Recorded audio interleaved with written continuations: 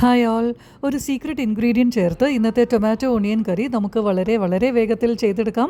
അതിനുവേണ്ടി ഒരു കടായി എടുത്ത് അതിലേക്ക് 2 സ്പൂൺ എണ്ണ ഒഴിച്ച് എണ്ണ ചൂടാക്കുമ്പോൾ ജീരകവും കടുകും ചേർക്കണം. കടുക് നന്നായിട്ട് പൊട്ടി വരുമ്പോഴത്തേക്കും ഇതിലേക്ക് ക്രഷ് ചെയ്ത് ഇഞ്ചി, വെളുത്തുള്ളി, പച്ചമുളക് ഇത് നന്നായിട്ട് വഴണ്ടി വരുമ്പോഴത്തേക്കും നമുക്കിതിലേക്ക് ഉള്ളിയും തക്കാളിയും ചേർത്ത് നന്നായിട്ടൊന്ന് വഴറ്റിയെടുക്കാം.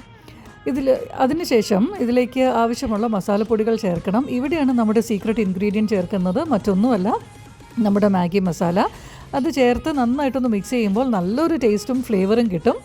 അത് നന്നായിട്ട് മിക്സ് ചെയ്തതിന് ശേഷം ആവശ്യത്തിന് ഉപ്പും ചേർത്ത് 1/2 സ്പൂൺ പഞ്ചസാരയും 1/4 കപ്പ് വെള്ളവും ചേർത്തിട്ട് മൂടി വെച്ച് ഒരു 3-4 മിനിറ്റ് ലോ ഫ്ലെയിമിൽ കുക്ക് ചെയ്തെടുക്കണം.